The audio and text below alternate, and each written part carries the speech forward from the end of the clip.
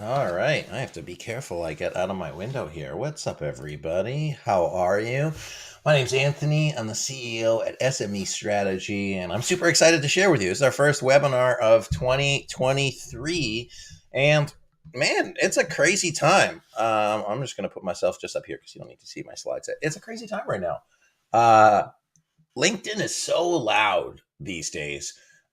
Whether it's chat GP, whether it's changes, whether it's layoffs, whether it's how people are thinking about what's going on in the world, it's a busy place, and it's a busy time to be a leader, and it's a busy time to be an organization. And I just wanted to be here today to support y'all, to be able to share something that I think would be valuable.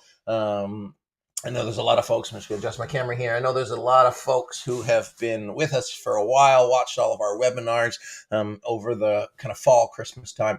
We went through and adapted some of our methodology to, really compile all the lessons we learned in 2022 to make sure that what we're working on strategy wise is relevant in 2023, to figure out how we can best serve people, and just the evolution of what we've been working on. So I'm really excited to share that with you today. And we'll have time for questions. Just want to thank everybody if you're watching on YouTube, if you're watching on LinkedIn. And yeah, feel free to drop questions. I got you over here to check you out. And, let's get into it. So really, what I wanted to share today is the lessons that we've had as an organization and as a personal facilitator who's been traveling around Canada, the US for a greater part of a decade, and lessons I've learned for successful strategy implementation. So, first, I want to share, what I've learned there. We'll talk about the multiple destination trap. If you're new to SME strategy or you haven't heard about the multiple destination trap already, I think that'll be really useful for you as an organization. And then I want to talk about the prerequisites for successful strategy implementation. As I mentioned earlier, in 2023, there's so much change, there's so much volatility, there's so much stuff going on. And a lot of teams are refocusing, realigning their strategy, they're tightening up their work, they're making sure that everybody's on the same page organizationally. And so a lot of people are getting into that strategy renewal phase and really looking at it from a year long process versus kind of a 3 to 5 year in the past.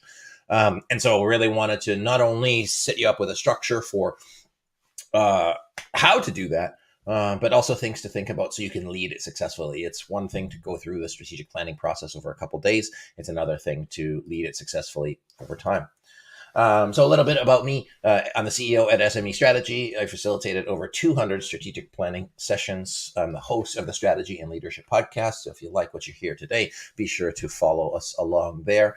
And as an organization, we facilitate strategic planning creation and implementation.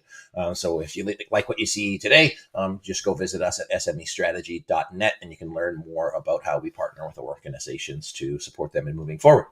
The other thing I'll share is, sometimes there's a thing that makes you stay till the end. It's like, hey, here's that special download that I've been dangling in front of you all day. I'm not going to do that now. I'm going to show you what the download is. If you like it, you can stick around.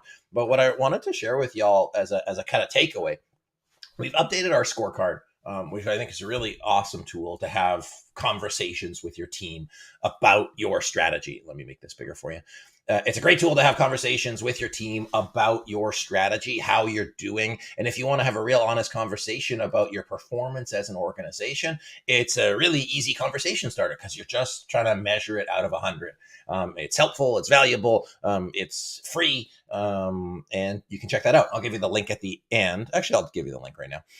And then also, we've included this checklist here. And so just like, here are the ingredients. This is everything that we've looked at. We said, hey, here's all the pieces that I think that you need to be successful. And especially if you're a growing organization that's complex, that has a lot of moving parts in it, that's trying to be adaptive, trying to, react to changes and be proactive to changes, that'll be a really great tool for you. So that's one of the things I really wanted to make sure that you left today with. So I will make sure that I drop that link in the chat right now, so that you have that and you don't need to wait for it. And then if you say that's all you came here for, fantastic, then at least you get that. Okay, well, let's get into the presentation, okay? So, told y'all about me. Now, hopefully, about you, because I want to make sure that you're in the right place and really my intentionality for supporting the folks that are here today. So, ideally, who will get the most value out of this? If you're leading a business doing 50 to $200 million in revenue, and of course, there's a typo on that because that's just how my day's going. You care about people and their success, and you want to be a good leader and build a great organization. See, you know what? Strategy is imperfect, and I think that that's. I'll tell you about that shortly. So, leading a business doing 50 to $200 million in revenue, you care about people and their success, and you want to be a good leader and build a great organization, and most likely you want to just grow and make something significant. Most people that work with us are not trying to do small incremental change or maintain status quo. They're really looking for big goals, and so if you are two of those three, then this is the place for you. So even if you're not leading a 50 to $200 million business in revenue, which is a new current term that I'm going to coin, if you care about people and their success, you're trying to build a great organization that's sustainable, and you're trying to build great things, then this is the place for you. I know that we have a lot of nonprofit folks. A lot of our communities come in today, so I'm happy to have you here. So lessons learned over 12 years doing strategy. This is so funny because the first lesson is so true that I just exemplified, is that there's infinite reasons your plan might go astray.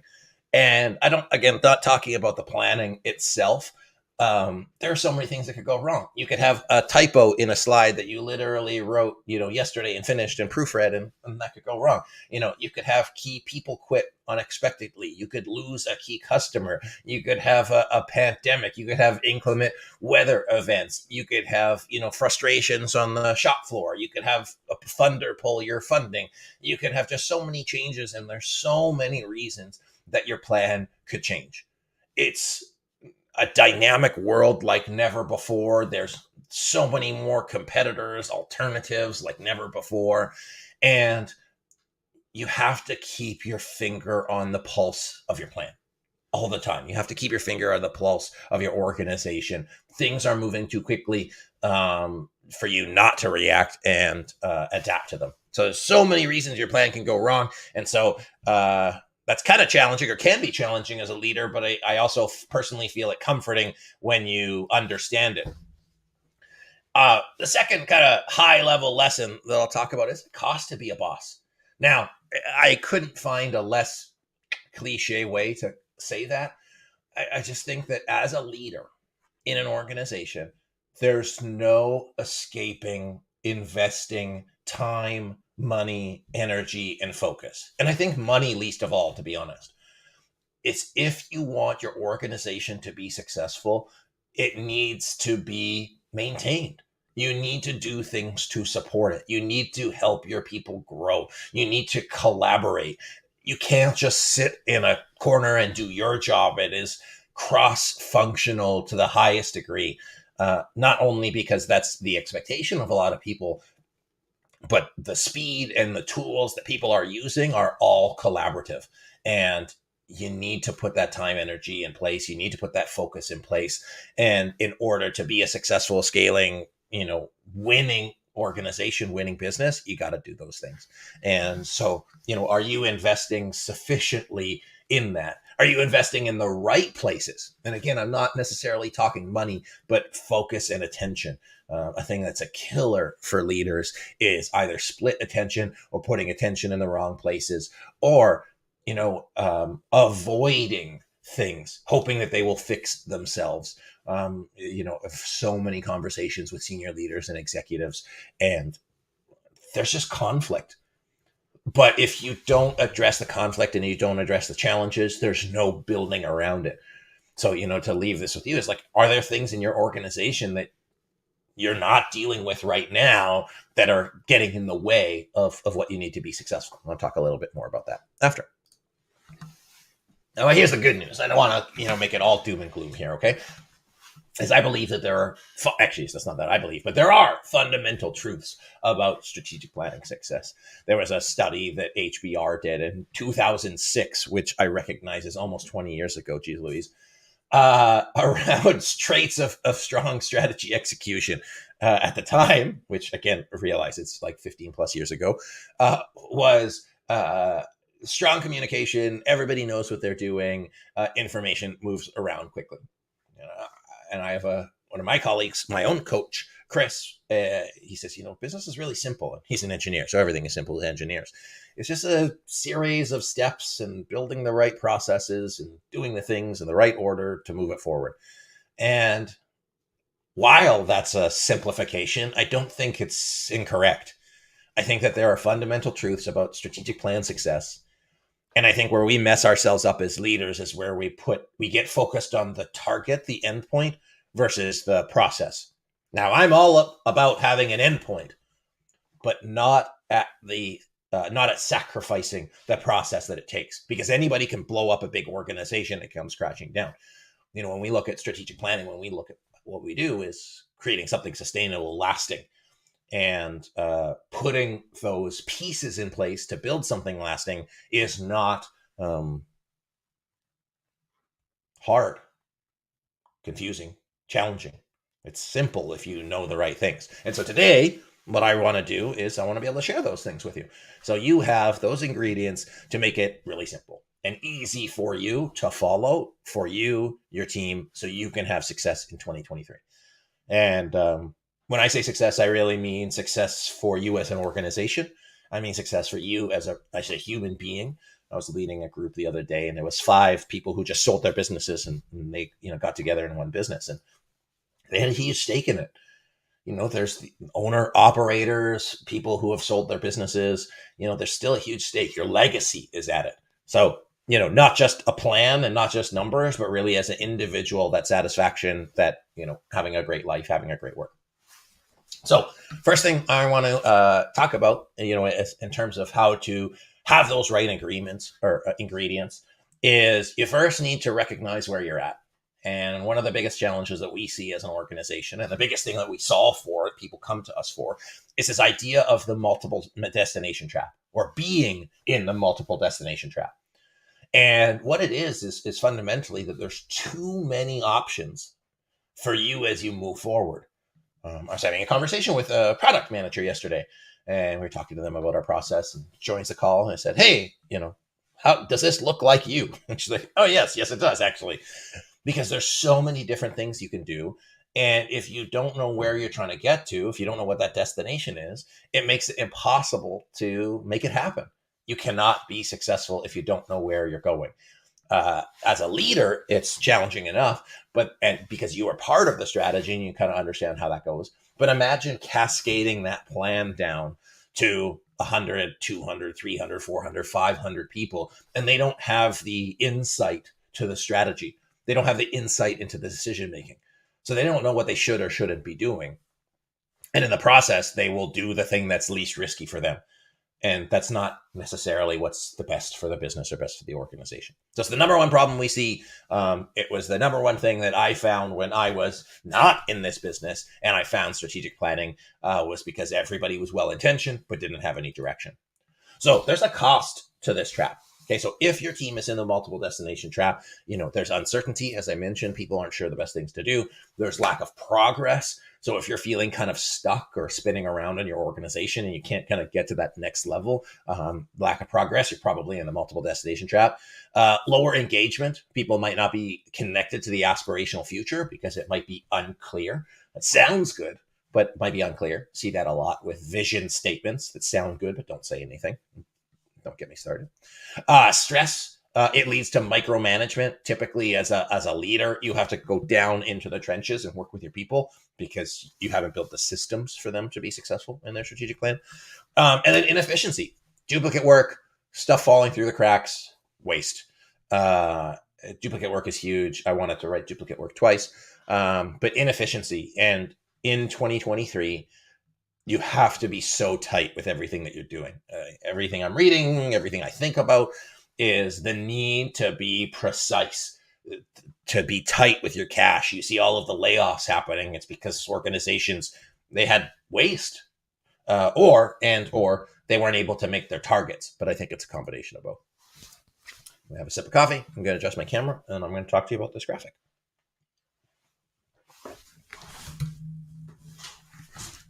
So what are the ingredients?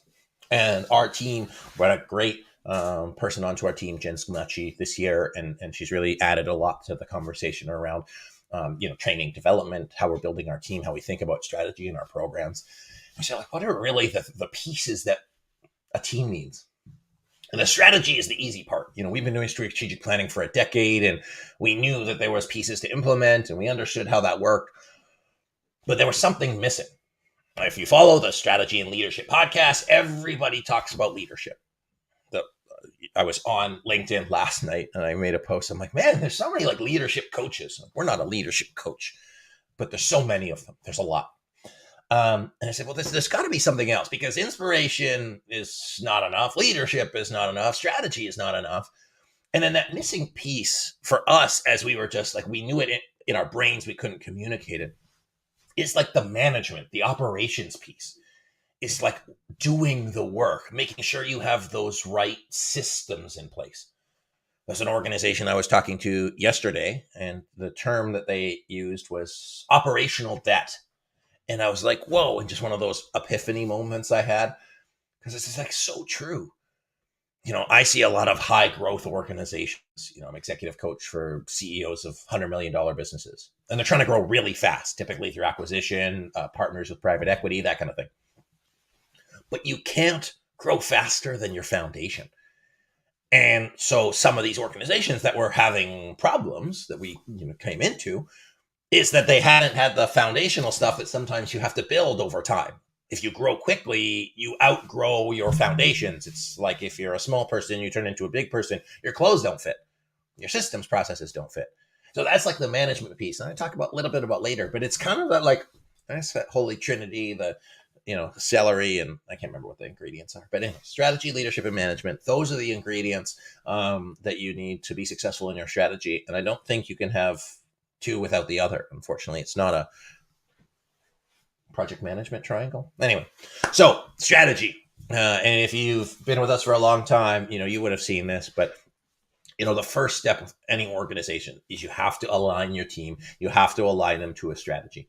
So the graphic on the left is how we do that over our 2 or 3 day offsites. And to keep it really simple, there's 5 things that we try to get teams to align and get clear on. Number 1 is, where are we now? Getting a sense of, an alignment of your internal inventory and what's happening in the world around us. What are the trends that are happening over the next 12, 24, 36 months that we should be aware of? Our future state, where are we going? And we call that our, one destination. So we do a visioning exercise, we do a mission exercise to make sure the team is clear and aligned and focused on what success looks like. We talk about what's going to get in the way. So if you're here and you're trying to get to here, the gap is that middle. So we look at values and behaviors, because performance from an individual perspective is key. And then risks, so we can prioritize based on needs and not wants. The risk analysis is huge as part of our process. By the way, if you're new, and you want to learn more about strategic planning, you can download this. Just Google strategic planning agenda. This is available online. So where are we now? Where are we going? What's going to get in the way? What do we need to do? So break that into a couple priorities, SMART goals, and then how are we going to implement it and roll it out? And that's where we enter that conversation about leadership and management. So we talk about action and communications planning. We also talk about our critical capacities. What are the things you need to build? What are the things you need to develop within your team? And have a conversation within the planning session about how you're going to implement the plan. And then to have that aligned and cascaded. And that's the visual we use. So everything is guided by the vision, and then it's cascaded down. If you're a mission-based organization, you might find that your mission and vision should be flipped. It's a better fit. And I think that makes sense. But keep it really simple, especially for folks that have never done strategy before. Where are we now? Where do we want to go? What's going to get in the way? What do we need to focus on? And then how are we going to roll it out with our team? So first step is to align. Now here's the value or the benefit to you of having one destination. When your team has the what, the mission, the why, the vision, and the how, the values and priorities, it acts as a tool to filter for decisions. Your leadership team, your middle managers, your frontline, everybody will know what they should be doing and what they need to do to keep them focused.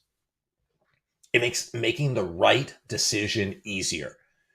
And if you think about it, it's all at scale. You cannot be there all the time. And if you're on a leadership team, there's more of them than there are of you. There's, 200, 300 employees, 400 employees. There's more of them than your 12 or 15 or 20% leadership, a 20-person leadership team. So making the right decision is really what's critical to be able to have that focus.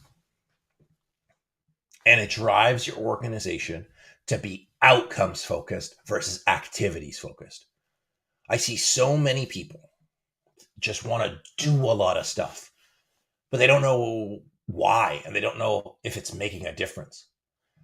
So if there's a thing, there's a lot of things I'd like you to take away from today, but driving your organization to be outcomes focused. And when we talk about one destination, that's the outcome that we're looking at. Just checking the chat here.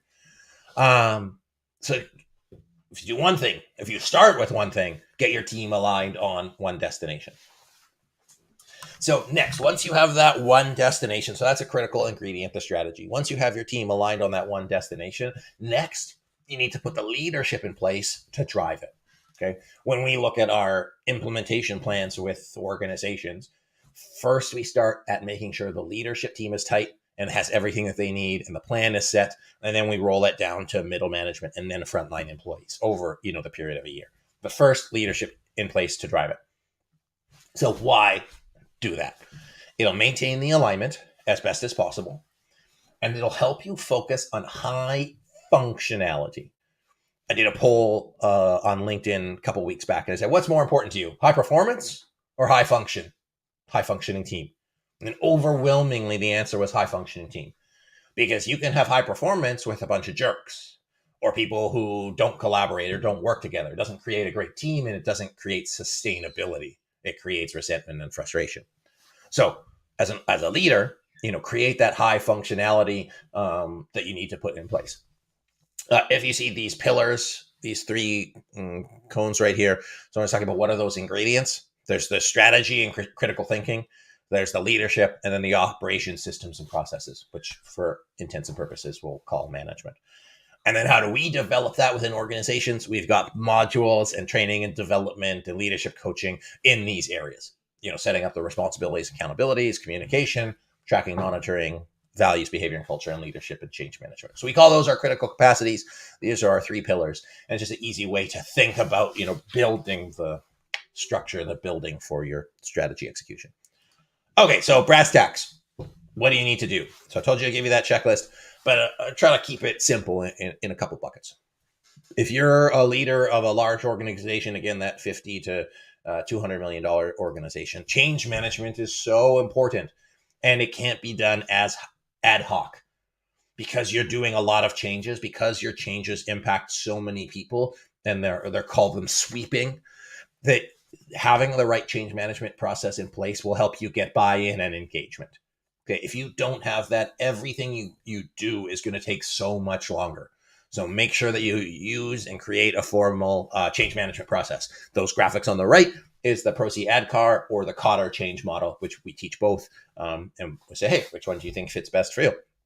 But change management, so valuable. Having a process, having people understand the process, aligned around the process, get clear around the process. Communication. Now, communication happens at a bunch of different levels, but keeping people informed and bought into the direction. So we talk about buy-in from change management, but also buy-in to the strategy and informed about the strategy that takes shape in terms of town halls, in terms of group meetings, team meetings, one-on-ones, but the communication from a leadership perspective to drive forward the strategy. And finally, people development. So learning and development. So if you've got a learning and development budget and you're like, hey, what do I do with this? We can talk. Coaching for the one-on-one basis. What we found really neat about doing the group learning and development is that it creates a common language, a common understanding, a shared understanding of what important words are and how it applies to us. If half your team is using OKRs vernacular and half your team is using goals vernacular, it's going to create a conflict.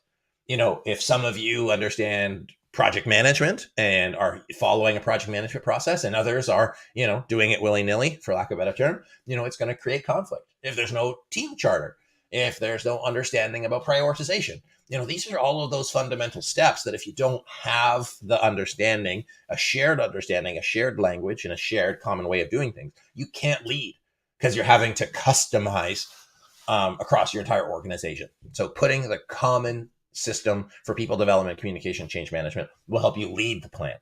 Okay. So we talked about strategy, we talked about leadership, and now management. And management is, shouldn't be surprising, but I don't say management's gotten a bad rap, but if you see, gifs online of people say like management versus leadership, like you need the management. There's a time and place for management. There's a time and place for leadership, and they need to coexist. Why? Because if you don't have management, stuff doesn't get done.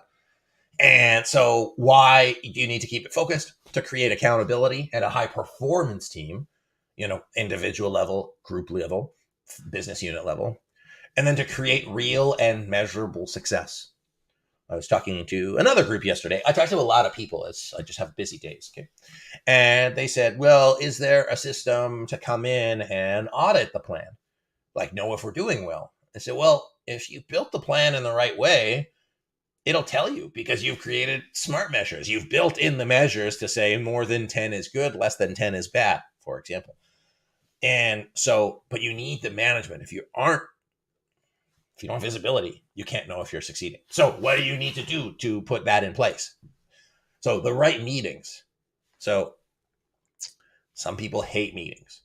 I made a TikTok the other day about, Shopify canceled all of their Wednesday meetings, no Wednesday meetings and no recurring meetings that had greater than 2 people, just like review them. Meetings aren't a bad thing. They serve a purpose. Why I think meetings have become bad is because they're inefficient. You're not having the right meetings. You're not having the right structure. You're not having the right focus. You're not having the right intentionality. And so addressing your meeting structure as an organization is always a good thing to do to make sure that they are sufficient and effective. So for us, what do we look at in terms of the right meetings? Strategy meetings. So to review the progress and the output of the strategy. We do project calls, both to do a stand-up to check in on when every individual person's at, but also to see, hey, are we on track? Are we still focused on where we need to be? So the right meetings, strategy meetings are key. Project meetings are key. Any important deliverables, any systems that you're building, you're putting an ERP together, you're updating your accounting software, you need to update your marketing positioning, something like that. There's project meetings. They need to be focused. They need to have a key outcome. And then sub-team meetings, making sure that the individual teams within your organization have the right communication structure to be able to support the leadership, support the strategy moving forward, and ultimately the function of the business. So assess, audit. Do you have the right meetings? Are they in the right structure? Do you have the right cadence? Do you have the right agenda? Are they doing the right thing? Of course, the right tracking. If you're not measuring, you can't manage. So are you tracking outcomes? As in, do you have your SMART goals? Do you have your key results? Do you have what you're aiming at? Or are you just busy? But also actions. And this is a big, I call it a resentment within teams. But I think when you leave a meeting and nobody is accountable, they don't do what they said they were going to do, or nobody knows what they're doing or how they're contributing, it creates frustration within a team, understandably. So are you tracking the right outcomes? And then alignment. And I put alignment to just keep it simple. You need the management for alignment. I call it like as needed communications. So something like a Slack or a Teams or just a structure for people to be able to talk when they need to. I think the worst thing that I've seen in teams, and successful ones, is that they're too busy to have meetings. They're too busy to talk. And meanwhile, they run very, very fast and they don't answer questions to key problems, and the problems persist. And they build and build and build on top of the problems, and the problems don't go away because they were too busy to talk. And often it was just a short answer to an easy question that would have solved it, but everybody's too focused in one place. So do you have the right structure for communication, for the right meetings, the right tracking to keep your organization moving forward? There's so many more things. I showed you the checklist. You'll get that after. But this is just a critical piece that I think will really help you. And it's easy and it's cheap. Okay. And then the last piece I put in here was aligning systems. And this is really for organizations that are buying companies. There's a lot of acquisition going on right now. A lot of mid-market activity. There's a lot of people selling their businesses, exiting, that kind of thing. And it creates a problem for high growth businesses when they buy through acquisition, because you have the M&A, the acquisition, but you just don't do the merger part. And if you don't do the merger part, then these businesses get used to running on their own, doing their own things. And eventually you change your mind into, actually, we're going to integrate you now. And then it creates a bunch of resistance and friction. So are you, through your acquisition, have a good plan for integration? What systems are you going to keep? What does it look like? What does it look like to be part of our business? I don't know how to say this more directly. If you're going to buy a business, make sure you have a plan to integrate them before you buy them. And if you don't, your integration is going to take you 2 or 3 times longer and 2 or 3 times more expensive. Do with that information what you will. Okay, so ingredients for success. In summary, realigning to your one destination focuses everything. So wherever you're at, I can't recommend enough that you align your team around one destination. Make sure everybody has the same idea of success, not a bunch of different ideas. The scorecard that I give you shortly is going to highlight that and make that evidence. Build a leadership capacity within your organization to move towards that one destination. So it's not just learning and development for learning and development's sake. Learning and development is important, but there should be an aim to it, an end to it. So build it to help you get to where you want to go. Otherwise, you're investing in skills, investing in tools, investing in resources that aren't driving the end point that you want. And to me, that's the waste of money. So make sure that there's alignment between your strategy and learning and development plan. And then support the management of the plan as foundational stepping stones. Okay, I take a second to talk to you visionary CEOs.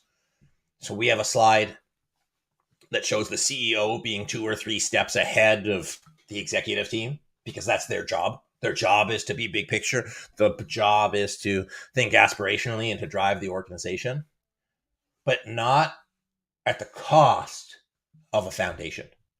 So either have yourself a really good COO who can put all of these things in place behind you, or make sure that you don't jump ahead with your team. And if you're watching this as a CEO, in your brain, you've probably thought of everything 2 or 3 steps ahead. And then you communicate those 2 or 3 steps ahead. Meanwhile, everybody's back here in terms of your thought process. And unfortunately, it happens with my wife and I all the time, because I'm like 3/4 through an idea and then I'll start talking, instead of actually at the beginning of an idea and walk her through it. So be aware, the CEO, if you're watching this as a CEO, the joke is either not funny. If you're watching this as a VP that has one of those CEOs, you're laughing, but also groaning at the same time.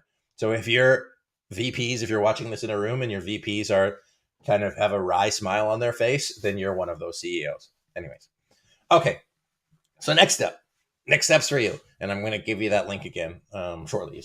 Assess your team's direction, your strategy, your leadership. Do you have what's in place? And then your management. Are those foundational stepping stones in place? Go to our one destination scorecard, smestrategy.net/scorecard, and download that scorecard. Have that conversation with your team. It's literally a 5-minute scorecard. Book a 45-minute meeting to discuss the results and see what the ranges are. If some of you think it's a 70 and some of you think it's a 30, then you've got a problem. If you're at everybody's all 80, test your assumptions. What is our success? Align your team around one destination. No matter where you're at, make sure that it's explicit where you're going, what success looks like, whether that's success at the end of 2023, 24, 25, or beyond. And look for quick wins. Lead the work. I think there's a bonus tip I could give you is celebrate more. High performance people, high performance teams, they're always looking at what they haven't done. They're always looking at, what's missing? What don't I have? And they forget all of the amazing things they built behind them.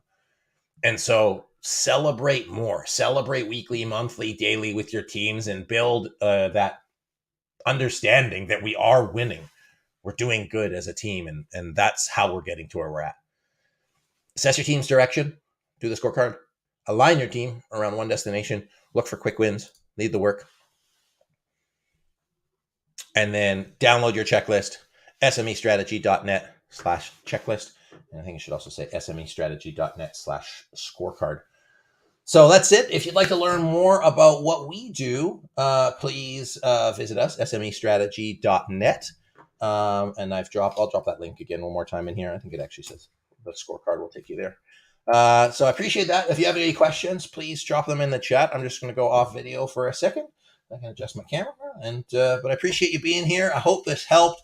And if you're looking for somebody to support you with what you're working on in terms of strategy, the alignment, or in terms of helping your team stay focused on the strategy over the next kind of 15 months beyond the plan, be sure to reach out to us. So once again, my name is Anthony Taylor. Thanks for being here. I appreciate you. Hope you have an amazing year. Talk to you again. Actually, no questions. Reach out to us.